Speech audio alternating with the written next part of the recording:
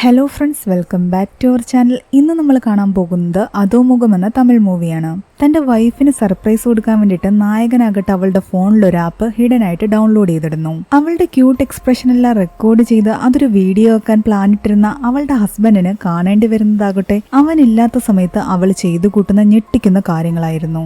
മൂവിയുടെ തുടക്കത്തിൽ തന്നെ കാണിക്കുന്നത് നായകനായ മാർട്ടിനെയും അവന്റെ വൈഫ് ലീനയുമാണ്. അവൾ അലാറം ഓഫ് ചെയ്തിട്ട് കിച്ചണിലേക്ക് ചായ ഇടാൻ പോയ ലീനയാകട്ടെ അവിടെ നിന്ന് ഒരു നോട്ട് കാണുന്നുണ്ട്. മാർട്ടിൻ അവൾക്ക് വേണ്ടിയിട്ട് ഒരു സർപ്രൈസ് ഗിഫ്റ്റ് തയ്യാറാക്കി വെച്ചിരുന്നു. അതിലേക്ക് എത്താൻ വേണ്ടിയിട്ടുള്ള ക്ലൂസ് ആയിരുന്നു അത്. അവൾ ആ ക്ലൂസ് കണ്ടുപിടിക്കുന്നതെല്ലാം തന്നെ അവൻ അവിടെ നിന്ന് വീഡിയോ എടുക്കുകയും ചെയ്യുന്നുണ്ടായിരുന്നു. എന്നാൽ ആ ക്ലൂസ് എല്ലാം സോൾവ് ചെയ്തിട്ട് അവസാനം ഗിഫ്റ്റ് ഇരിക്കുന്ന അലമാര തുറന്നതും മാർട്ടിനാണ് ഞെട്ടിപ്പോകുന്നത്. കാരണം അവൻ വെച്ച ഗിഫ്റ്റിന് പകരം അവിടെ മറ്റൊരു ഗിഫ്റ്റാണ് ഇരിക്കുന്നത്. അവൻ അവൾക്ക് വേണ്ടി ഒരുക്കി വെച്ചിരുന്ന സർപ്രൈസ് ഗിഫ്റ്റ് ആകട്ടെ ഓൾറെഡി തന്നെ അവൾ കാണുകയും അതെടുത്ത് മാറ്റുകയും ചെയ്തിരുന്നു. ഇവിടെ ഇരിക്കുന്നത് അവന് വേണ്ടിയുള്ള ഗിഫ്റ്റാണ്. മാർട്ടിൻ ആകെ സർപ്രൈസ് ആകുന്നു. കാരണം അവൾ ഉറങ്ങിയ ശേഷമാണ് അവൻ ഇതെല്ലാം റെഡിയാക്കി വെച്ചത്. രാത്രിയിലൊന്നും അവൻ നന്നായിട്ട് ഉറങ്ങിയത് പോലുമില്ല. ആകെ 2 മണിക്കൂർ എങ്ങാണ്ടേ ഉറങ്ങിയിട്ടുണ്ടായിരുന്നുള്ളൂ. അതിനിടയിൽ നീ എഴുന്നേറ്റ് എപ്പോഴാണ് ഈ ഗിഫ്റ്റ് ഒക്കെ മാറ്റി വെച്ചത്? ഞാനൊരു സൗണ്ട് പോലും കേട്ടില്ലല്ലോ എന്ന് അവൻ ചോദിക്കുന്നു. 4 മണിക്ക് താൻ വെള്ളം കുടിക്കാൻ എഴുന്നേറ്റു എന്നും അങ്ങനെ കിച്ചണിലേക്ക് പോയപ്പോ ഓൾറെഡി തന്നെ നിന്റെ നോട്ട് അവിടെ വെച്ച് കണ്ടുവെന്നും അങ്ങനെ നിന്റെ ഗിഫ്റ്റ് കണ്ടുപിടിക്കുകയും അതിന്റെ സ്ഥാനത്ത് നിനക്ക് വേണ്ടി ഞാൻ കൊണ്ടുവന്ന ഗിഫ്റ്റ് വെക്കുകയും ചെയ്തു. ഇതിനു മുൻപ് നിനക്ക് സർപ്രൈസ് തരാൻ ശ്രമിച്ചപ്പോഴൊക്കെ നീ കണ്ടുപിടിക്കുകയും എന്നെ സർപ്രൈസ് ആക്കുകയും ചെയ്യുകയാണ് ചെയ്യുന്നത്. ഇതൊക്കെ നീ എങ്ങനെ സാധിക്കുന്നെന്ന് ചോദിക്കുമ്പോൾ അവള് പറയുന്നുണ്ട്, ഒരാളൊരു കാര്യം അറിയരുതെന്ന് വിചാരിച്ചു കഴിഞ്ഞാൽ അത് അത്രയധികം ശ്രദ്ധയോടുകൂടിയേ നമ്മൾ ചെയ്യൂ. ഒരു കാരണവശാലും അയാൾക്ക് കണ്ടുപിടിക്കാൻ കഴിയില്ല. എന്തായാലും അടുത്ത തവണ ശരിക്കും ഞാൻ നിന്നെ സർപ്രൈസ് ആക്കുമെന്ന് പറഞ്ഞിട്ടാണ് അവൻ ജോലിക്ക് പോകുന്നത്. മദൻ അവിടുത്തെ എസ്റ്റേറ്റിലാണ് വർക്ക് ചെയ്തിരുന്നത്. അവന്റെ ഫ്രണ്ടായ പോളിന്റെ എസ്റ്റേറ്റ് ആയിരുന്നു അത്. പോളിന് ഇവിടെ മാത്രമല്ല ആസാമിലും 3000 ഏക്കർ എസ്റ്റേറ്റ് ഉണ്ടായിരുന്നു. അതുകൊണ്ട് തന്നെ പോൾ ഇപ്പോൾ താമസിക്കുന്നത് ആസാമിലാണ്. മാർട്ടിൻ അവനെ കോള് ചെയ്യുമ്പോൾ അവനാകട്ടെ പുതിയൊരു വീട്ടിലാണ് നിൽക്കുന്നത് കാണുന്നത്. മാർട്ടിൻ ചോദിക്കുന്നുണ്ട് ഇത് ആരുടെ വീടാണെന്ന്. താൻ ഈ അടുത്തിടെ പുതുതായിട്ട് വാങ്ങിയതാണെന്ന് പോള് പറയുന്നു. അങ്ങനെ സംസാരിക്കുന്നതിനിടയിൽ മാർട്ടിൻ പോളിനോട് ഒരു കാര്യം കൂടി പറയുന്നുണ്ട്. ഇവിടെ അടുത്തായിട്ട് ബൻശാൽ എന്ന് പറയുന്ന ഒരാളുണ്ട്. അയാൾക്ക് ഇവിടെ ഒരു എസ്റ്റേറ്റ് ഉണ്ട്. അതുകൊണ്ട് തന്നെ നമുക്ക് ഈ എസ്റ്റേറ്റിൽ ഓർഡർ കൂടുതൽ കിട്ടുന്നതൊന്നും അയാൾക്ക് ഇഷ്ടമല്ല. നിന്നെക്കുറിച്ചും ഈ എസ്റ്റേറ്റിനെ കുറിച്ചും ഒക്കെ അയാൾ എന്നോട് കുറ്റം പറഞ്ഞിരുന്നു. അയാളുടെ മാനേജറാണ് കൂടുതൽ എന്നോട് സംസാരിച്ചിട്ടുള്ളത്. കുറച്ച് നാളായിട്ട് അയാൾ വിളിച്ചിട്ട് ബൻശാലിനെ കാണാൻ വേണ്ടിയിട്ട് ഒരു മീറ്റിംഗ് അറേഞ്ച് ചെയ്യട്ടെ എന്ന് ചോദിക്കുന്നുണ്ട്. എനിക്ക് അയാളെ കാണാൻ പോകാൻ ഒട്ടും താല്പര്യമില്ല. എന്നാൽ പോള് പറയുന്നുണ്ട് അയാൾ എന്താ പറയുന്നതെന്ന് പോയി അറിഞ്ഞിട്ട് വരാൻ. അങ്ങനെ മാർട്ടിൻ അങ്ങോട്ട് വീണ്ടും ഓഫീസിലേക്ക് വന്നിരിക്കുന്നുണ്ട്. ആ ടൈമിൽ അവിടേക്ക് വന്ന റാം എന്ന് പറയുന്ന അവിടെ ജോലി ചെയ്യുന്ന പയ്യനോട് അവൻ ചോദിക്കുന്നുണ്ട്, നിനക്ക് ഗേൾ ഫ്രണ്ട് ഇല്ലേ? നീ അവൾക്ക് എങ്ങനെയാണ് സർപ്രൈസ് ഒക്കെ കൊടുക്കാറുള്ളതെന്ന്. റാം പറയുന്നുണ്ട് ഒരിക്കൽ താൻ തന്റെ ഗേൾ ഫ്രണ്ട് ഫോണിൽ അവൾ അറിയാതെ ഹിഡൻ ഫേസ് എന്ന് പറയുന്ന ഒരു ആപ്പ് ഡൗൺലോഡ് ചെയ്തിട്ടു. അതിലൂടെ ക്യാമറ അസസ് ചെയ്യാൻ പറ്റും. അങ്ങനെ അവളുടെ ക്യൂട്ട് എക്സ്പ്രഷൻ എല്ലാം റെക്കോർഡ് ചെയ്തിട്ട് അത് വെച്ചൊരു വീഡിയോ ഉണ്ടാക്കി അവളുടെ ബർത്ത്ഡേ എന്ന് കൊടുത്ത് അവൾ ശരിക്കും സർപ്രൈസ് ആയിപ്പോയി. റാമിൽ നിന്നും ആ ആപ്പിനെ പറ്റി മനസ്സിലാക്കിയ മാർട്ടിൻ ആകട്ടെ അതെങ്ങനെയാ ഉപയോഗിക്കുന്നത് എന്നുള്ള ട്യൂട്ടോറിയൽ എല്ലാം തന്നെ യൂട്യൂബിൽ കാണുന്നുണ്ട്. ലീനയുടെയും അതുപോലത്തെ ഒരു വീഡിയോ ഉണ്ടാക്കാൻ വേണ്ടിയിട്ട് അവൾ അറിയാതെ അവളുടെ ഫോണിൽ അന്ന് രാത്രി അവൻ ആ ആപ്പ് ഡൗൺലോഡ് ചെയ്തിടുന്നു. എന്നിട്ട് അത് ഹൈഡ് ആക്കിയും വെക്കുന്നു. പിറ്റേന്ന് ഓഫീസിലെത്തിയ മാർട്ടിൻ ആകട്ടെ അവന്റെ ലാപ്ടോപ്പ് ഉപയോഗിച്ചിട്ട് ആ ആപ്ലിക്കേഷനിലൂടെ ലീന വീട്ടിൽ ചെയ്യുന്ന കാര്യങ്ങളെല്ലാം തന്നെ കാണുന്നുണ്ട്. അവൻ ജോലിക്ക് പോയ ശേഷം അവളാകട്ടെ കുക്ക് ചെയ്യുകയും വീട് ക്ലീൻ ചെയ്യുകയും കുറച്ചുനേരം TV കാണുകയൊക്കെയാണ് ചെയ്യുന്നത്. അതിൽ നിന്നും അവൻ ഇഷ്ടപ്പെട്ട അവളുടെ എക്സ്പ്രഷൻ എല്ലാം തന്നെ അവൻ റെക്കോർഡ് ചെയ്തും വെക്കുന്നുണ്ട്. ആ ആപ്പിലൂടെ ഫോണിന്റെ ഫ്രണ്ട് ക്യാമും ബാക്ക് ക്യാമും കാണാൻ സാധിക്കുമായിരുന്നു. അങ്ങനെ കുറെ നേരമൊക്കെ അവനത് കണ്ടുകൊണ്ടിരുന്ന ശേഷം ഇടയ്ക്ക് ജോലി ഉണ്ടായത് കാരണം അവനത് ക്ലോസ് ചെയ്ത് വെച്ചിട്ട് പോകുന്നു.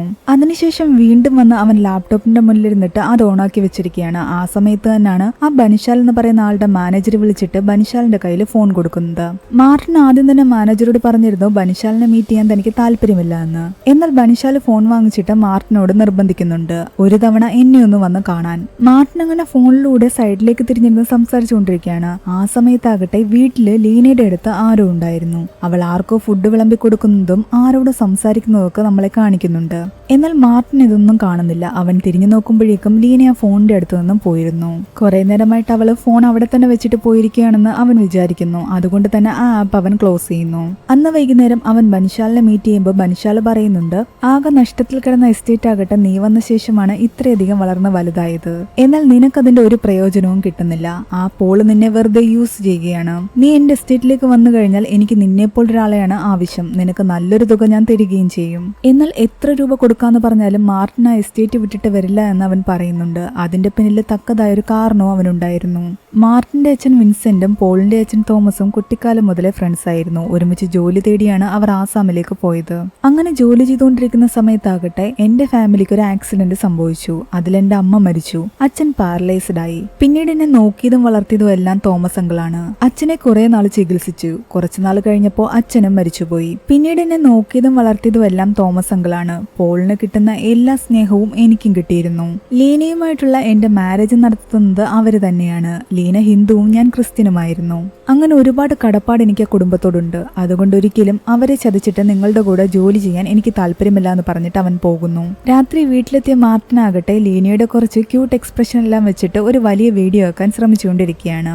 ലീന ഇതൊന്നും അറിയുന്നുണ്ടായിരുന്നില്ല. പിറ്റേന്ന് രാവിലെ ഓഫീസിൽ ചെന്നിട്ട് അവൻ ആ ആപ്പ് ഓൺ ആക്കുമ്പോഴേ ഏതോ ഒരു പുരുഷന്റെ കൈയും ഒരു സിഗരറ്റുമാണ് കാണുന്നത്. ആ കൈ അങ്ങനെ മാറുന്ന കണ്ടതും തനിക്ക് തോന്നിയതാണോ അതോ ശരിക്കും അവിടെ ആരെങ്കിലും ഉണ്ടോ എന്ന് അവന് ഡൗട്ട് തോന്നുന്നു. കുറെ കഴിയുമ്പോഴേക്ക് അവിടെ സിഗരറ്റിന്റെ സ്മോക്ക് വരുന്നത് അവൻ കാണുന്നുണ്ട്. ലീന അവിടേക്ക് വരികയും ആരോടോ സംസാരിക്കുകയും അയാൾക്ക് ഫുഡ് വിളമ്പി കൊടുക്കുന്നതും എല്ലാം കാണുന്നുണ്ട്. ഫോൺ ടേബിളിന്റെ പുറത്തിരിക്കുന്ന കാരണം അതാരാണെന്ന് അവന് മനസ്സിലാകുന്നില്ല. ലീനയുടെ ഫേസ് മാത്രമേ അവൻ കാണുന്നുണ്ടായിരുന്നുള്ളൂ. അവൾ ആ ഫോൺ അവിടെ നിന്നും എടുക്കാൻ വേണ്ടിയിട്ട് അവൾക്ക് അവൻ്റെ മെസ്സേജ് അയക്കുന്നുണ്ട്. രാത്രിയിൽ ഡിന്നറിന് വേണ്ടിയിട്ട് ചോറും രസവും മതിയെന്ന് പറഞ്ഞിട്ടാണ് ആ മെസ്സേജ് അയക്കുന്നത്. മെസ്സേജിന്റെ സൗണ്ട് കേട്ട് ലീന വന്ന് ഫോൺ എടുത്ത് നോക്കിയ ശേഷം അവന്റെ മെസ്സേജ് ഓപ്പൺ ആക്കുന്നില്ല. അങ്ങനെ തന്നെ വായിച്ചിട്ട് അവൾ ആ ഫോൺ അവിടെ വെക്കുകയാണ്. അവൾ ഈ ചെയ്തു കൂട്ടുന്നതിൽ അവൻ ആകെ ഡൗട്ട് അടിക്കുന്നുണ്ട്. അങ്ങനെ കുറെ സമയം കഴിയുമ്പോൾ അവൾ ഫോൺ എടുത്തുകൊണ്ടുപോയി സോഫയിലിരുന്ന ശേഷം അവന്റെ മെസ്സേജിന് ഓക്കെ എന്ന് മാത്രം റിപ്ലൈ ഇടുന്നു. അങ്ങനെ അന്ന് രാത്രിയിൽ ഫുഡ് കഴിച്ചുകൊണ്ടിരിക്കുമ്പോൾ അവന്റെ മനസ്സ് നിറയെ ഈ ഡൗട്ടുകളായിരുന്നു. അവൻ ടെൻഷൻ അടിച്ചിരിക്കുന്ന കണ്ടിട്ട് അവള് ചോദിക്കുന്നുണ്ട് എന്താ പ്രശ്നമെന്ന്. എസ്റ്റേറ്റിലെ കുറച്ച് പ്രശ്നങ്ങളാണെന്ന് അവൻ പറയുന്നു. നിന്റെ ദിവസം എങ്ങനെയുണ്ടായിരുന്നു എന്ന് ചോദിക്കുമ്പോൾ അത് എന്നത്തെയും പോലെ തന്നെയായിരുന്നു എന്ന് അവൾ പറയുന്നുണ്ട്. നീ പോയ ശേഷം 11 മണിയോടുകൂടി ഞാൻ കുക്കിങ്ങും ക്ലീനിങ്ങും എല്ലാം കഴിഞ്ഞ ശേഷം കുറച്ചു നേരം വന്ന് TV കണ്ടു. ഇടയ്ക്ക് എപ്പോഴും ഞാൻ ഉറങ്ങിപ്പോയി. ഉണർന്നപ്പോഴാണ് നിന്റെ മെസ്സേജ് കണ്ടത്. അവളുടെ ഈ നുണയെല്ലാം കേട്ടതോടുകൂടി അവൻ ഏകദേശം ഉറപ്പിക്കുന്നുണ്ട് താനില്ലാത്ത സമയത്ത് അവളുടെ കാമുകനായിരിക്കും ഇവിടെ വരുന്നതെന്ന്. അങ്ങനെ പിറ്റേന്നും അവൻ ഓഫീസിലിരിക്കുമ്പോൾ അവളെ തന്നെ വാച്ച് ചെയ്യുകയായിരുന്നു. ഇടയ്ക്ക് അവൾക്ക് ആരുടെയോ കോള് വരുന്നുണ്ട്. അവൾ അയാളോട് കുറെ നേരം സംസാരിക്കുന്നു. അവൾ എന്താ സംസാരിക്കുന്നതെന്ന് അറിയാൻ വേണ്ടിയിട്ട് അവൻ ഓഡിയോ ഓൺ ആക്കിയെങ്കിലും അവളുടെ ഫോണിൽ ഓഡിയോ കേൾക്കാൻ വേണ്ടിയിട്ടുള്ള പെർമിഷൻ അവൻ ഓൺ ആക്കി ഇട്ടിട്ടുണ്ടായിരുന്നില്ല. അതുകൊണ്ട് അവർ പറയുന്നത് അവന് കേൾക്കാൻ സാധിക്കില്ലായിരുന്നു. അങ്ങനെ ഫോണിൽ സംസാരിച്ചുകൊണ്ടിരുന്ന ആള് അവളുടെ വീടിന്റെ പുറത്ത് വന്നതായിട്ട് അവളുടെ ആക്ഷനിൽ നിന്ന് അവന് മനസ്സിലാക്കുന്നുണ്ട്. അവൾ ആ ഫോൺ ടേബിളിൽ തന്നെ വെച്ചിട്ട് അവിടേക്ക് പോകുന്നു. കുറെ നേരമായിട്ടും ആ ഫോൺ അവിടെ നിന്ന് അനങ്ങാത്ത കാരണം മാർട്ടിൻ അവളെ കോള് ചെയ്യുന്നു. അവന്റെ കോള് കണ്ടതും അവളുടെ മുഖത്താകെ പരിഭ്രമമായിരുന്നു. മുന്നിൽ നിൽക്കുന്ന ആളോട് മിണ്ടരുതെന്ന് പറഞ്ഞിട്ടാണ് അവൾ ആ ഫോൺ അറ്റൻഡ് ചെയ്യുന്നത്. മാർട്ടിൻ അവളോട് പറയുന്നുണ്ട് തന്റെ ഓഫീസിലെ കുറച്ച് പേപ്പേഴ്സ് ബെഡ്റൂമിൽ ഇരിപ്പുണ്ടോ എന്നൊന്ന് നോക്കിയിട്ട് വരാൻ. അവിടെ നോക്കിയിട്ട് വന്നിട്ട് അതിവിടെ ഇല്ല എന്ന് അവൾ പറയുന്നു. കുഴപ്പമില്ല, ഞാൻ ഇവിടെ ചെക്ക് ചെയ്തോളാന്ന് അവൻ പറയുന്നു. ആ ഫോൺ കയ്യിലെടുത്തുകൊണ്ട് മുൻപിൽ നിൽക്കുന്ന ആളോട് അവൾ പറയുന്നുണ്ട് ഇനി ഇവിടെ നിൽക്കണ്ട, പെട്ടെന്ന് തന്നെ പൊയ്ക്കൊള്ളാൻ. അങ്ങനെ ഫ്രണ്ടും ബാക്കും ക്യാമറ അവൻ മാറി മാറി ചെക്ക് ചെയ്യുന്നതിനിടയിൽ ഏതോ ഒരു പുരുഷന്റെ കാല് അവൻ വീട്ടിൽ നിന്ന് ഇറങ്ങിപ്പോകുന്ന രീതിയിൽ കാണുന്നുണ്ട്. അതോടെ കണ്ടതോടുകൂടി മാർട്ടിൻ ഉറപ്പിക്കുന്നുണ്ട് താനില്ലാത്ത സമയത്ത് അവളെ കാണാൻ ആരോ സ്ഥിരമായിട്ട് വരുന്നുണ്ടെന്ന്. അതാരാണെന്ന് കണ്ടുപിടിക്കാൻ വേണ്ടിയിട്ട് അവൻ തന്റെ പഴയൊരു ഫോൺ എടുക്കുന്നുണ്ട്. അതിനകത്തും ആ ആപ്പ് ഇൻസ്റ്റാൾ ചെയ്യുന്നു. മാത്രമല്ല കടയിൽ പോയി പുതിയൊരു ഫോണും വാങ്ങിക്കുന്നുണ്ട്. അതിലെല്ലാം തന്നെ കണക്ട് ചെയ്യുന്ന രീതിയിൽ അവൻ ക്യാമറ സെറ്റാക്കി വെക്കുന്നു. മാത്രമല്ല അന്ന് രാത്രി അവൾ ഉറങ്ങിയ ശേഷം അവളുടെ ഫോൺ എടുത്തിട്ട് ആ ആപ്പിലെ ഓഡിയോയ്ക്കും പെർമിഷൻ കൊടുക്കുന്നു. ടിൻ ആപ്പ് എന്ന് പറയുന്ന മറ്റൊരു ആപ്പ് കൂടി ഡൗൺലോഡ് ആക്കിയ ശേഷം അവളുടെ വാട്സപ്പ് ഉൾപ്പെടെയുള്ള എല്ലാ മെസ്സേജും കാണുന്ന രീതിയിലുള്ള സെറ്റപ്പും കൂടി അവൻ ഉണ്ടാക്കി വെക്കുന്നു. എന്നിട്ട് വീടിന്റെ ഡൈനിങ് ഏരിയയും മെയിൻ ഡോറും കാണുന്ന രീതിയിൽ അവൻ കൊണ്ടുവന്ന ഫോണെല്ലാം തന്നെ സെറ്റ് ചെയ്ത് വെക്കുന്നു. പിറ്റേന്ന് ഓഫീസിലെത്തിയ അവനാകട്ടെ ആ വീട് മുഴുവൻ ആ ക്യാമറയിലൂടെ നിരീക്ഷിക്കുകയായിരുന്നു. ഇതിനിടെ അവളുടെ ഫോണിലേക്ക് ഒരു അൺനോൺ നമ്പറിൽ നിന്ന് ഹായ് എന്ന മെസ്സേജ് വരുന്നുണ്ട്. ആ ആളുടെ ഫോട്ടോ അവൻ കാണുന്നുണ്ടെങ്കിലും അയാളെ അവന് പരിചയമില്ലായിരുന്നു. അവർ ചാറ്റ് ചെയ്യുന്നതെല്ലാം തന്നെ അവൻ വായിക്കുന്നുണ്ട്. എന്തടിക്കാണെന്ന് ചോദിക്കുമ്പോൾ വെറുതെ ഇരിക്കുകയാണെന്ന് അവൾ പറയുന്നു. അങ്ങോട്ട് തന്നെയാണ് താൻ വരുന്നത്, ഇന്ന് ഏത് ഡ്രസ്സ് ഇട്ടിരിക്കുന്നതെന്ന് അയാൾ ചോദിക്കുമ്പോൾ ബ്ലൂ ആണെന്ന് അവൾ പറയുന്നുണ്ട്. എന്നാൽ ഒരു ഫോട്ടോ അയക്കുന്ന പറയുമ്പോൾ അപ്പൊ തന്നെ അവൾ ഫോട്ടോയും അയച്ചു കൊടുക്കുന്നു. ഇതെല്ലാം കണ്ടിട്ട് മാർട്ടിന് ദേഷ്യം വരുന്നുണ്ടായിരുന്നു. അയാളാകട്ടെ നല്ല ഫ്ലേർട്ട് ചെയ്യുന്ന രീതിയിൽ തന്നെയാണ് അവൾക്ക് മെസ്സേജ് അയച്ചുകൊണ്ടിരുന്നത്. കുറച്ച് കഴിയുമ്പോഴേക്കും അവൻ വാട്സപ്പിൽ ഫോട്ടോ കണ്ട അയാൾ അവിടേക്ക് വരുന്നുണ്ട്. അവളെ ഹണി എന്ന് വിളിച്ചിട്ടാണ് അയാൾ സംസാരിക്കാൻ തുടങ്ങിയത്. ഇന്നെന്താ ഫുഡ് ഉണ്ടാക്കിയെന്ന് പറഞ്ഞുകൊണ്ട് അയാൾ നേരെ പോയി ഫുഡ് കഴിക്കുന്നുണ്ട്.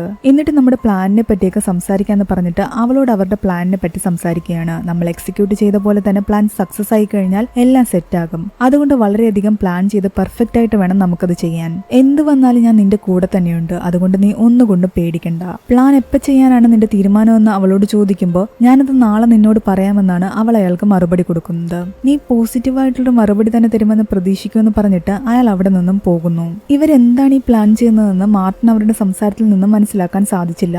ആ സമയത്ത് മാർട്ടിൻ ലീനയെ പരിചയപ്പെട്ടതെല്ലാം തന്നെ ഓർക്കുന്നു. അവൻ സ്കൂൾ കാലഘട്ടത്തിലാണ് ലീന മഹാദേവൻ എന്ന അനാഥയായ പെൺകുട്ടിയെ പരിചയപ്പെടുന്നത്. തന്നെ പോലെ തന്നെ അച്ഛനും അമ്മയും മരിച്ചുപോയ അവളെ നോക്കുന്നതാകട്ടെ അവളുടെ വല്യച്ഛനായിരുന്നു. മറ്റാരോടും അധികം സംസാരിക്കാത്ത ലീനയാകട്ടെ മാർട്ടിനോട് വളരെയധികം അടുപ്പം കാണിച്ചിരുന്നു. അവന് ഡൗട്ട്സ് ക്ലിയർ ചെയ്ത് കൊടുക്കുകയും അവന് ലഞ്ച് ബോക്സ് ഷെയർ ചെയ്യുകയും ഒക്കെ ചെയ്തിരുന്നു. അവൻ എവിടെയാണെങ്കിലും അവൾ തെരഞ്ഞു പിടിച്ചുപോയി അവന്റെ അടുത്ത് മിണ്ടുമായിരുന്നു. അങ്ങനെയൊക്കെ ഒരു പെൺകുട്ടി തന്നോട് കാണിക്കുന്നെങ്കിൽ ശരിക്കും അവൾക്ക് തന്നെ ഇഷ്ടമാണെന്നാണ് അവൻ വിചാരിക്കുന്നത്.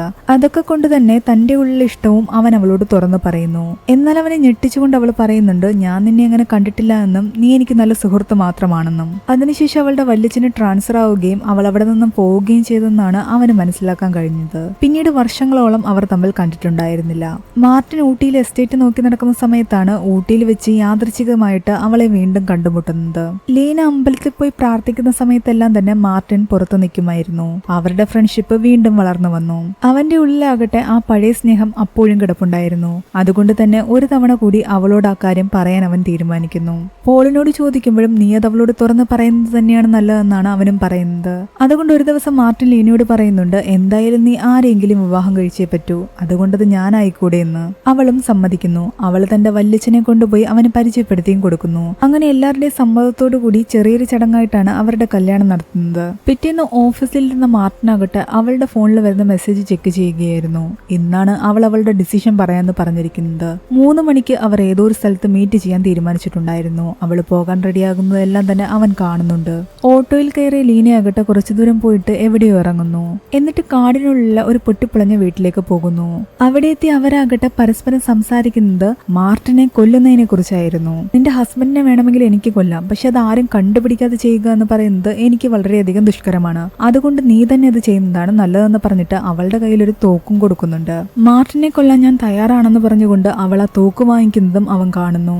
ലീന തന്നെ കൊന്നിട്ട് കാമുകന്റെ കൂടെ പോകാൻ തീരുമാനിച്ചിരിക്കുന്ന അറിഞ്ഞിട്ട് അവൻ ശരിക്കും തകർന്നു പോകുന്നു. അന്ന് രാത്രിയാകട്ടെ ലീനയും കാമുകനും ചേർന്നിട്ട് തന്നെ കൊല്ലുന്നതെല്ലാം തന്നെ അവൻ സ്വപ്നം കാണുകയാണ്. അവൻ അപ്പോൾ തന്നെ തന്റെ ഒരു ഫ്രണ്ടിനെ വിളിച്ചിട്ട് പറയുന്നുണ്ട് തനിക്ക് അത്യാവശ്യമായിട്ടൊരു ഗണ്ണ് വേണമെന്ന്. രാവിലെ തന്നെ അവന്റെ ഫ്രണ്ടിന്റെ സഹായത്തോടു കൂടി അവനൊരു ഗണ്ണ് ഒപ്പിക്കുന്നു. പിന്നീട് അവൻ ലീനയുടെ മൂവ്മെന്റ് എല്ലാം വാച്ച് ചെയ്യുകയായിരുന്നു. അവളാകട്ടെ അന്നും ഓട്ടോയിൽ കയറി എവിടേക്കോ പോകുന്നുണ്ട്. അവൻ അവളെ ഫോളോ ചെയ്തു പോകുന്നു. അവൾ വീണ്ടും ആ പഴയ കെട്ടിടത്തിലേക്കാണ് പോകുന്നത്. ലീനയെ ഫോളോ ചെയ്തു വന്ന മാർട്ടിനാകട്ടെ അവളും കാമുകനും സംസാരിക്കുന്നതെല്ലാം തന്നെ ഒളിഞ്ഞു നിന്ന് കേൾക്കുന്നുണ്ടായിരുന്നു.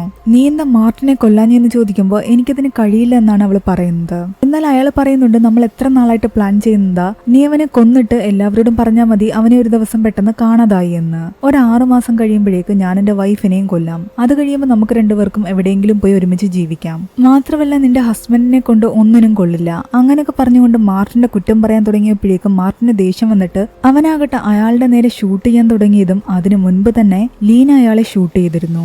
ലീന അയാളെ കൊന്നത് കണ്ടിട്ട് മാർട്ടിൻ ശരിക്കും ഞെട്ടി. ആ സമയത്ത് അവൾക്ക് മറ്റൊരു ഫോണിൽ ഒരു കോള് വരുന്നുണ്ടായിരുന്നു. അതിന് മറുപടിയായി അവൾ പറയുന്നത് ഇങ്ങനെയായിരുന്നു, നിങ്ങൾ പറഞ്ഞ പോലെ ഞാൻ അയാളെ കൊന്നു, ഇനി ഞാൻ എന്താണ് ചെയ്യേണ്ടതെന്ന്. ആ കെട്ടിടത്തിൽ നിന്നും പുറത്തേക്കിറങ്ങി അവളാകട്ടെ താഴത്തെ റോഡിൽ പോയി ആർക്കോ വേണ്ടി വെയിറ്റ് ചെയ്ത് നിൽക്കുകയാണ്. മാർട്ടിൻ ഇതെല്ലാം ഒളിഞ്ഞു നിന്ന് നോക്കുന്നുണ്ട്. ഒരു കാറ് വരികയും അവൾ അതിലേക്ക് കയറുകയും ചെയ്യുന്നു. ആ ആപ്പിന്റെ സഹായത്തോടെ അവർ സംസാരിക്കുന്നതെല്ലാം തന്നെ അവൻ കേൾക്കുന്നുണ്ടായിരുന്നു. നിങ്ങൾ പറഞ്ഞതെല്ലാം തന്നെ ഞാൻ ചെയ്തു, ഇനിയെങ്കിലും എന്നെ വെറുതെ വിടുമെന്നാണ് അവൾ പറയുന്നത്. ഇന്നത്തോടു കൂടി നിന്റെ ജോലിയെല്ലാം കഴിഞ്ഞു എന്ന് അയാൾ പറയുന്നുണ്ട്. നിങ്ങൾ പറഞ്ഞതെല്ലാം ചെയ്ത സ്ഥിതിക്ക് ആ ഫയൽ ഡിലീറ്റ് ചെയ്ത് കളയണമെന്ന് അവൾ പറയുന്നു. എനിക്ക് നിന്നോടൊരു ദേഷ്യവുമില്ല, ഞാൻ പറഞ്ഞതെല്ലാം തന്നെ നീ ചെയ്തു. അതിന്റെ ഇടയ്ക്ക് അവൻ കയറി പ്രശ്നം ഉണ്ടാക്കാൻ നിന്നിട്ടാണ് അവനെ കൊല്ലേണ്ടി വന്നത്. അല്ലെങ്കിൽ നിന്നെ എപ്പോഴേ ഞാൻ ഫ്രീ ആക്കിയേനെ. അവന്റെ കയ്യിലും ആ ഫയലിന്റെ ഒരു കോപ്പി ഉണ്ടായിരുന്നു. അല്ലെങ്കിൽ നമുക്ക് അവനെ പേടിക്കേണ്ട കാര്യം വരില്ലായിരുന്നു. ഇവരെന്ത് ഫയലിനെ കുറിച്ചായി സംസാരിക്കുന്നതെന്നൊന്നും തന്നെ മാർട്ടിന് മനസ്സിലായില്ല. അവസാനമായിട്ട് നീ ഒരു കാര്യം കൂടി ചെയ്താൽ മതിയെന്ന് അയാൾ പറയുന്നുണ്ട്. നീ സൂര്യയുടെ ഡെഡ് ബോഡി ക്ലിയർ ചെയ്യുക. അതും കൂടി ചെയ്തു കഴിഞ്ഞാൽ നീ ഫ്രീ ആണ്. അത് സമ്മതിച്ച ലീന കാറിൽ നിന്നും പുറത്തേക്ക് ഇറങ്ങുന്നു. ആ കാർ അവിടെ നിന്നും വിട്ടുപോകാൻ നേരത്താണ് അവൻ കാണുന്നത് അത് ബനിഷാലായിരുന്നുവെന്ന്. തിരിച്ചു വന്ന ലീനയ്ക്കാകട്ടെ ആ ഡെഡ് ബോഡി ഒന്ന് അനക്കാൻ പോലും സാധിച്ചില്ല. അവൾ അവിടെ ഇരുന്ന് കരയാൻ തുടങ്ങി. മാർട്ടിൻ പെട്ടെന്ന് അവിടേക്ക് കയറി ചെല്ലുന്നു. ചെല്ലുന്നു. അവനെ കണ്ടതും അവൾ ആകെ ഞെട്ടിത്തരിച്ചു നിൽക്കുകയാണ്. ഇവിടെ എന്തൊക്കെയാ നടക്കുന്നതെന്ന് അവൻ ചോദിക്കുന്നു. അവളാകട്ടെ ഒന്നും മിണ്ടുന്നില്ല. നിങ്ങളെന്തോ ഫയലിനെ പറ്റി സംസാരിച്ചില്ലേ, അത് നിന്നെ സംബന്ധിക്കുന്ന എന്തെങ്കിലും ആണോ, ഏതെങ്കിലും തരത്തിലുള്ള വൾഗർ വീഡിയോ ആണോ എന്ന് ചോദിക്കുന്നുണ്ട്. അവൾ എല്ലാത്തിനും തലയാട്ടുന്നു. അയാൾ നിന്നെ ബ്ലാക്ക്മെയിൽ ചെയ്തതാണോ എന്ന് ചോദിക്കുമ്പോഴും അവൾ തലയാട്ടുന്നു. അത് ഈ കിടക്കുന്നവന്റെ കൂടെയുള്ള വീഡിയോ ആണോ എന്ന് ചോദിക്കുമ്പോഴും അവൾ തലയാട്ടുന്നു. എനിക്ക് ആ വീഡിയോ കാണണമെന്ന് അവൻ പറയുമ്പോഴും അവൾ സമ്മതിക്കുന്നില്ല. അവസാനം ദേഷ്യത്തിൽ അവളുടെ കയ്യിൽ നിന്ന് ആ വീഡിയോ വാങ്ങിക്കണ്ടതും മാർട്ടിൻ ഞെട്ടിപ്പോകുന്നു. കാരണം അത് ലീനയുടെ വീഡിയോ ആയിരുന്നില്ല, മാർട്ടിന്റെ വീഡിയോ ആയിരുന്നു. ഒരു ഹോട്ടൽ റൂമിൽ വെച്ചിട്ട് മാർട്ടിന്റെ ഓഫീസിൽ ജോലി ചെയ്യുന്ന മീര എന്ന് പറയുന്ന പെൺകുട്ടി അവനെ കെട്ടിപ്പിടിക്കുന്നതും പിന്നീട് രണ്ടുപേർ തമ്മിലുള്ള ഒരു സെക്ഷൽ സീൻസുമാണ് അതിലുണ്ടായിരുന്നത്. എന്നാൽ അത് താനല്ല എന്ന് മാർട്ടിൻ പറയുന്നു. കാരണം കുറെ നാളുകൾക്ക് മുമ്പ് എസ്റ്റേറ്റിന്റെ ഒരു മീറ്റിംഗിന് വേണ്ടിയിട്ട് ഒരിടത്ത് പോയപ്പോഴുണ്ടായ സംഭവമാണിത്. അവളെന്നെ കെട്ടിപ്പിടിച്ചെങ്കിലും ഞാൻ അവളെ തള്ളി മാറ്റുകയാണ് ചെയ്തത്. അതിനുശേഷമുള്ള ഈ ക്ലിപ്പിംഗിൽ കാണുന്ന പുരുഷൻ ഞാനല്ല, ഇതൊരു ഹണി ട്രാപ്പ് ആണെന്ന് അവൻ പറയുന്നുണ്ട്. എന്നാൽ എല്ലാം കേട്ട് ലീന പറയുന്നുണ്ട്, അത് നീ പറയുന്നതിനേക്കാൾ മുൻപ് തന്നെ എനിക്ക് മനസ്സിലായി എന്ന്. കാരണം അത് നീയല്ല എന്ന് എനിക്ക് നന്നായിട്ടറിയാം. പക്ഷെ ലോകം ഒരിക്കലും അത് വിശ്വസിക്കില്ല. ഈ വീഡിയോ പുറത്തു പോയി കഴിഞ്ഞാൽ എല്ലാരും അത് നീ തന്നെയാണെന്ന് വിശ്വസിക്കൂ. ബൻശാൽ ആദ്യം എന്നെ കോണ്ടാക്ട് ചെയ്യുന്നത് ഈ സൂര്യയെ വിട്ടിട്ടായിരുന്നു. ഇവന്റെ കയ്യിൽ അതിന്റെ ഒരു കോപ്പി എന്നെ കാണിക്കാൻ വേണ്ടി കൊടുത്തു വിട്ടിട്ടുണ്ടായിരുന്നു. ബൻശാലിന്റെ ആവശ്യം നീ ജോലി ചെയ്യുന്ന ആ എസ്റ്റേറ്റ് പൂട്ടണമെന്നും നീ അയാളുടെ എസ്റ്റേറ്റിൽ ജോലി ചെയ്യണമെന്നുമായിരുന്നു. അതിനു വേണ്ടിയിട്ടുള്ള കുറച്ച് രേഖകൾ അയാൾക്ക് ഞാൻ എടുത്തു കൊടുക്കണമായിരുന്നു. എനിക്കിത് നിന്നോട് പറയണമെന്നുണ്ടായിരുന്നു. എന്നാൽ ചെറിയ കാര്യങ്ങൾക്ക് പോലും ഒരുപാട് വിഷമിക്കുന്ന ആളാണ് നീ. ഒരാളെ അറിയാതെ ഡാന്ന് വിളിച്ചാൽ പോലും അത് ആലോചിച്ചിട്ട് നീ വിഷമിക്കാറുണ്ട്. അങ്ങനെയുള്ള നിന്നോട് ഈ ഒരു കാര്യം പറഞ്ഞു കഴിഞ്ഞാൽ നീ ആകെ തകർന്നു പോകുമെന്ന് എനിക്കറിയാമായിരുന്നു. അതുകൊണ്ടാണ് ഞാൻ തന്നെ ഇത് ഹാൻഡിൽ ചെയ്യാൻ തീരുമാനിച്ചത്.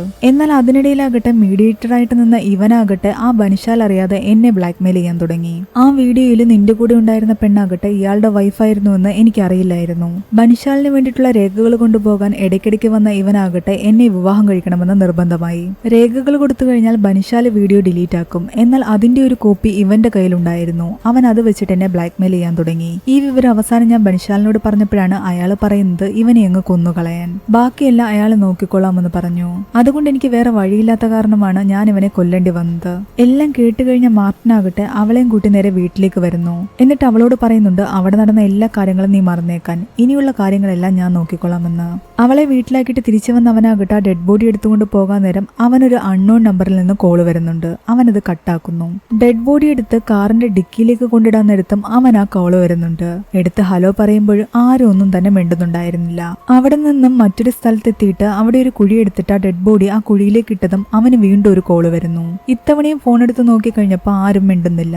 ഇതെല്ലാം ബൻശാലായിരിക്കുമെന്ന് അവൻ വിചാരിക്കുന്നുണ്ട്. ഡെഡ് ബോഡി കുഴിച്ചിട്ട ശേഷം വീട്ടിലെത്തിയ അവനാകട്ടെ ലീനയോട് സംസാരിക്കുന്നതിനിടയിൽ പറയുന്നുണ്ട്, നീ എന്തിനാണ് അവന്റെ കാര്യം പറഞ്ഞിട്ട് അയാളോട് തന്നെ ഹെൽപ്പ് ചോദിക്കാൻ പോയത്? ചിലപ്പോൾ അയാൾ തന്നെയായിരിക്കും അവനോട് പറഞ്ഞത് നിന്നെ വിവാഹം കഴിക്കണമെന്ന് പറഞ്ഞ് ബ്ലാക്ക്മെയിൽ ചെയ്യാൻ. എന്നിട്ട് നിന്നെ കൊണ്ട് അവനെ കൊല്ലിച്ചിട്ട് നമുക്കിട്ട് പണി തരാനായിരിക്കും അയാളുടെ പ്ലാനിങ്. താൻ അത്രയ്ക്കൊന്നും ചിന്തിച്ചില്ല എന്ന് അവൾ പറയുന്നു. പെട്ടെന്നാണ് അവളൊരു കാര്യം ഓർക്കുന്നത്. അയാൾ ആവശ്യപ്പെട്ടിട്ട് നിന്റെ ഫോണിൽ ഏതോ ഒരു ആപ്പ് ഇൻസ്റ്റാൾ ചെയ്യാൻ എന്നോട് പറഞ്ഞിരുന്നുവെന്ന്. അവൻ തന്റെ ഫോൺ എടുത്ത് ഹിഡൻ ആപ്സ് നോക്കുമ്പോൾ അതിലുണ്ടായിരുന്നത് അവൻ ലീനയുടെ ഫോണിൽ ഇൻസ്റ്റാൾ ചെയ്ത അതേ ഹിഡൻ ഫേസ് ആപ്പ് തന്നെയായിരുന്നു. പെട്ടെന്ന് അവൻ എല്ലാ കാര്യങ്ങളും മനസ്സിലായി. കാരണം അവൻ ആ ഡെഡ് ബോഡി എടുക്കുമ്പോഴും ഡിക്കിയിലേക്ക് ഇടുമ്പോഴും കുഴിച്ചിടുമ്പോഴും എല്ലാം തന്നെ കോള് വന്നിരുന്നു. താൻ ഫോൺ പുറത്തേക്ക് എടുക്കാൻ വേണ്ടിയിട്ടാണ് ആ കോള് വന്നത്. അതിനർത്ഥം താൻ ആ ഡെഡ് ബോഡി എടുക്കുന്നതെല്ലാം തന്നെ അവർ റെക്കോർഡ് ചെയ്തിരിക്കുന്നുവെന്ന്. അവൻ പെട്ടെന്ന് തന്നെ ആ ആപ്പ് ഡിലീറ്റ് ചെയ്യുന്നു. എന്നാൽ അപ്പോഴേക്കും അവരുടെ വീടിന്റെ ഫ്രണ്ടിൽ പോലീസ് വന്നിട്ടുണ്ടായിരുന്നു. തങ്ങൾ വലിയൊരു ട്രാപ്പിലെ പെട്ടിരിക്കുന്നതെന്ന് അവന് മനസ്സിലായി. അതുകൊണ്ട് അവൻ ലീനയോട് പറയുന്നുണ്ട്, ആരെന്ത് ചോദിച്ചാലും നിനക്കൊന്നും അറിയില്ല എന്ന് നീ പറഞ്ഞാൽ മതി. മാർട്ടിൻ അവിടെ നിന്നും കടന്നു കളയുന്നു. പിറ്റേന്ന് ടിവിയിലെല്ലാം തന്നെ ഇതിനെ പറ്റിയുള്ള ന്യൂസ് ആയിരുന്നു. ആ ഡെഡ് ബോഡി അവർ കണ്ടെടുക്കുകയും മാർട്ടിനെ അവർ തെരഞ്ഞുകൊണ്ടിരിക്കുകയാണെന്നും അതിൽ പറയുന്നുണ്ട്. മാർട്ടിനാകട്ടെ തന്റെ ആ ഫ്രണ്ടിനെ കാണുകയും അവനോട് അവസാനമായിട്ടൊരു ഹെൽപ്പും കൂടി ചോദിക്കുന്നു. തനിക്കൊരു കാർ സെറ്റാക്കി തരണമെന്ന്. താൻ ആരെയും കൊന്നിട്ടില്ല എന്ന് അവൻ പറയുന്നു. ഈ ന്യൂസ് എല്ലാം തന്നെ പോളും കാണുന്നുണ്ടായിരുന്നു. ആ സമയത്താണ് മാർട്ടിൻ അവനെ വിളിക്കുന്നത്. താനൊന്നും ചെയ്തിട്ടില്ല എന്ന് മാർട്ടിൻ പറയുന്നുണ്ട്. ഇതിന്റെ എല്ലാം പിന്നില് ബൻശാലാണ്. പോളിന് അവനെ അധികം വിശ്വാസം തോന്നുന്നില്ല. എന്നാൽ അവൻ പറഞ്ഞ സ്ഥിതിക്ക് 2 ദിവസത്തിനകം ഞാൻ നാട്ടിലേക്ക് എത്താമെന്ന് അവൻ ഉറപ്പു കൊടുക്കുന്നു. പിന്നീടുള്ള ടൈം മുഴുവനാകട്ടെ മാർട്ടിൻ ആ ബൻശാലിനെ നിരീക്ഷിക്കുകയായിരുന്നു. ബൻശാലിന്റെ വണ്ടിയെ ഫോളോ ചെയ്തു പോയ അവനാകട്ടെ ഞെട്ടിക്കുന്നൊരു കാഴ്ചയാണ് അവിടെ കാണുന്നത്. ബൻശാലിന്റെ കൂടെ അവിടെ പോളും ഉണ്ടായിരുന്നു. അവർ ഒരുമിച്ച് ചിരിച്ചുകൊണ്ട് സംസാരിച്ചുകൊണ്ടിരിക്കുന്ന കണ്ടപ്പോൾ അവന് മനസ്സിലായി ബൻശാലിന്റെ കൂടെ പോളും ചേർന്നിട്ടുണ്ടെന്ന്. അവിടെ നിന്നും പോള് എങ്ങോട്ടോ പോകുന്നുണ്ടായിരുന്നു. മാർട്ടിൻ അവനെ പിന്തുടർന്നു പോകുന്നു. അവൻ അവിടെ ദൂരെയുള്ളൊരു വീട്ടിലേക്കാണ് പോകുന്നത്. ആ വീട് കണ്ടപ്പോൾ ശരിക്കും മാർട്ടിൻ ഞെട്ടുന്നു. ഇടയ്ക്ക് അവൻ വീഡിയോ കോൾ ചെയ്തപ്പോൾ താൻ ആസാമിലാണെന്ന് പറഞ്ഞുകൊണ്ട് കാണിച്ചു കൊടുത്ത അതേ വീട് തന്നെ. അതിനർത്ഥം പോൾ കുറെ നാളായിട്ട് ഇവിടെ തന്നെ ഉണ്ടായിരുന്നു. അവനും ബൻശാലും ചേർന്നിട്ടുള്ള വേണ്ടിയിട്ടുള്ള പ്ലാനിങ് ആയിരുന്നു ഇതെല്ലാം. പോള് വീടിനുള്ളിൽ കയറിയതും അവൻ കാണാതെ മാർട്ടിനും ആ വീടിനുള്ളിലേക്ക് കയറുന്നു. ഒരു റൂമിൽ പോള് നിന്ന് മദ്യപിക്കുന്നത് അവൻ കാണുന്നുണ്ട്. എന്നാൽ അവിടെ സൈഡിലായിട്ട് മറ്റൊരു റൂം ഉണ്ടായിരുന്നു. അവൻ ആ റൂം തുറന്ന് അകത്തേക്ക് കയറിയത് ഞെട്ടിപ്പോകുന്നു. ലീന പറഞ്ഞ കാര്യങ്ങൾ ഉൾപ്പെടെ അവന്റെ ജീവിതത്തിൽ കുറച്ചു ദിവസമായി സംഭവിച്ച എല്ലാ കാര്യങ്ങളും പോളിന്റെ പ്ലാനിങ് ആയിരുന്നു. വ്യക്തമായിട്ട് അവൻ പ്ലാൻ ചെയ്ത് വെച്ചതാണ് അവിടെ നടന്നിരിക്കുന്നത്. അവന്റെ വീടിന്റെ ഫ്രണ്ടിലും ഓഫീസിലും എസ്റ്റേറ്റിലും അവന്റെ കാറിലും ഫോണിലും എല്ലാം ക്യാമറ കണക്ട് ആക്കി വെച്ചിട്ടുണ്ടായിരുന്നു. അവന്റെ ഓരോ മൂവ്മെന്റും പോള് നിരീക്ഷിച്ചു കൊണ്ടിരിക്കുകയായിരുന്നു. ഓഫീസിലെ റാമാകട്ടെ പോളിന് അയച്ചു കൊടുത്ത എല്ലാ വോയിസ് മെസ്സേജും അവൻ കേൾക്കുന്നുണ്ട്. മാർട്ടിൻ ആ ആപ്പ് ഇൻസ്റ്റാൾ ചെയ്യാൻ വേണ്ടിയിട്ട് റാമിനെ കൊണ്ട് മനഃപൂർവ്വം പറയിച്ചതാണ് അവൻ അവന്റെ ഗേൾഫ്രണ്ടിന് വേണ്ടിയിട്ട് വീഡിയോ ഉണ്ടാക്കിയ കഥ. എല്ലാം മനസ്സിലാക്കിയ മാർട്ടിൻ പുറത്തേക്ക് ഇറങ്ങുന്നതും പോളിനെ കാണുന്നു. പിന്നെ അവർ തമ്മിൽ വലിയൊരു അടിയാണ് അവിടെ നടക്കുന്നത്. എല്ലാം ചെയ്തത് നീയാണെന്ന് എനിക്ക് മനസ്സിലായി, ഇനി എന്തിനാണെന്ന് കൂടി പറഞ്ഞാൽ മതി. അങ്ങനെ പോൾ എല്ലാ സത്യങ്ങളും തുറന്നു പറയുകയാണ്. മാർട്ടിന്റെ അച്ഛൻ വിൻസെന്റും പോളിന്റെ അച്ഛൻ തോമസും കൂട്ടുകാരൊന്നും ആയിരുന്നില്ല. മാർട്ടിന്റെ അച്ഛന്റെ എസ്റ്റേറ്റിലെ ജോലിക്കാരൻ മാത്രമായിരുന്നു ഈ തോമസ്. ആസാമില് 3000 ഏക്കർ എസ്റ്റേറ്റ് വാങ്ങിയത് യഥാർത്ഥത്തിൽ നിന്റെ അച്ഛനായിരുന്നു. അവിടുത്തെ ജോലിക്കാരനായിട്ട് എക്സ്പീരിയൻസ് ഉള്ള ഒരാളെ വേണമായിരുന്നു. അങ്ങനെ ജോലിക്ക് പോയതാണ് എന്റെ അച്ഛൻ തോമസ്. ആ എസ്റ്റേറ്റ് മുഴുവൻ നന്നായിട്ട് നോക്കിയത് എന്റെ അച്ഛനാണ്. അതിനിടയ്ക്കാണ് നിന്റെ കുടുംബത്തിന് ആ ആക്സിഡന്റ് പറ്റുന്നത്. ആ ആക്സിഡന്റിൽ നിന്റെ അമ്മ മരിച്ച് അച്ഛൻ കിടപ്പിലായപ്പോഴാണ് ആ സത്യം ഞങ്ങൾ മനസ്സിലാക്കുന്നത്. നിന്റെ അച്ഛന് ഒരു റിലേറ്റീവ്സും ഇല്ല. അതുകൊണ്ട് ആ സ്വത്തുക്കളെല്ലാം തട്ടിയെടുക്കാൻ വേണ്ടിയിട്ടാണ് ഞങ്ങൾ ഈ കളിയെല്ലാം കളിച്ചത്. സ്വത്തിന് വേണ്ടിയാ നിങ്ങൾ ഇതൊക്കെ ചെയ്തതെങ്കിൽ പണ്ടേ തന്നെ എന്നെ കൊല്ലാമായിരുന്നില്ലേ, എന്നിട്ട് എല്ലാ സ്വത്തും എടുക്കാമായിരുന്നില്ലേ എന്ന് അവൻ ചോദിക്കുന്നു. എന്നാൽ അതിനെല്ലാം ഒരു കാരണമുണ്ടെന്ന് പോള് പറയുന്നു. എന്താ കാരണമെന്ന് അവൻ ചോദിക്കുമ്പോഴേക്കും മാർട്ടിനെ ബാക്കിൽ നിന്നോ ആരോ അടിക്കുന്നു. അത് പോളിന്റെ അച്ഛൻ തോമസ് ആയിരുന്നു. അങ്കിള് ചോദിച്ചിരുന്നെങ്കിൽ ഞാൻ എല്ലാം തന്നെ എഴുതി തന്നേനെ എന്ന് മാർട്ടിൻ പറയുന്നുണ്ട്. എന്നാൽ അയാൾ പറയുന്നുണ്ട്, നീ ഇപ്പൊ ഇരുന്ന് പറയുന്ന പോലെ പറയാൻ എളുപ്പമാ, എന്നാൽ ചെയ്യുന്ന കാര്യം വരുമ്പോ അതത്ര എളുപ്പമായിരിക്കില്ല. മാത്രമല്ല ഈ സ്വത്തിന് വേണ്ടിയിട്ട് കിടപ്പ് രോഗിയായ നിന്റെ അച്ഛനെ കൊന്നത് ഞാൻ തന്നെയാണെന്ന് തോമസ് പറയുന്നു. നിന്റെ അച്ഛനെപ്പോൾ ഒരുപാട് സമ്പത്തുള്ള ആളായിരുന്നു ഞാനും. ജനിക്കുമ്പോൾ ഞാനും രാജകുമാരനായിട്ട് തന്നെയാണ് ജനിച്ചത്. എന്നാൽ എന്റെ അച്ഛനാകട്ടെ ചൂത് കളിച്ച് കളിച്ചെല്ലാം നശിപ്പിച്ചു. നഷ്ടപ്പെട്ടു പോയ സമ്പാദ്യമെല്ലാം തിരിച്ചു പിടിക്കാനുള്ള വഴിയായിരുന്നു എനിക്ക് നിന്റെ അച്ഛൻ. അങ്ങനെ അവനെ കൊന്നിട്ട് ഞാൻ ആ സ്വത്തെല്ലാം കൈക്കലാക്കി. ആ കൊലപാതകത്തിന്റെ പേരിൽ നിന്നെ പിടിക്കാൻ പോലീസ് ഇപ്പൊ തന്നെ വരും. എന്നിട്ട് അയാൾ പോളിനോട് പറയുന്നുണ്ട് പോലീസിനെ വിളിക്കാൻ. ഇത് കേട്ട മാർട്ടിനാകട്ടെ പെട്ടെന്ന് അയാളെ അടിച്ചിട്ടിട്ട് അവിടെ നിന്നും രക്ഷപ്പെട്ടു പോകുന്നു. അവൻ നേരെ അവന്റെ ഫ്രണ്ടിന്റെ അടുത്ത് ചെന്നിട്ട് പറയുന്നുണ്ട്, എന്നെ അത്യാവശ്യമായിട്ടൊരു സ്ഥലം വരെ കൊണ്ടുപോകണമെന്ന്. അയാൾ ആദ്യം സമ്മതിക്കുന്നില്ല. എന്നാൽ അവസാനം മാർട്ടിന്റെ നിർബന്ധം കാരണം അയാൾക്ക് അവന്റെ കൂടെ പോകേണ്ടി വരുന്നു. അവൻ പോകുന്നത് തന്റെ പഴയ വീട്ടിലേക്കായിരുന്നു. അവിടെ നിന്ന് എന്തെങ്കിലും ഒരു രേഖ കിട്ടുമോ എന്ന് അവൻ അന്വേഷിക്കുന്നുണ്ട്. അവിടെയെല്ലാം അരിച്ചു പറക്കുന്നതിനിടയിൽ അവന്റെ അച്ഛന് ആസാമിലെ ഒരു ചർച്ചിൽ നിന്ന് വന്നൊരു ലെറ്റർ കിട്ടുന്നുണ്ട്. ആ ലെറ്റർ അയച്ച ഫാദറിനെ അവൻ കോണ്ടാക്ട് ചെയ്യുന്നതോടുകൂടി അവന്റെ മനസ്സിലുള്ള ഡൗട്ടെല്ലാം ക്ലിയർ ചെയ്യുന്ന ഒരുപാട് സത്യങ്ങൾ അവൻ തിരിച്ചറിയുന്നു.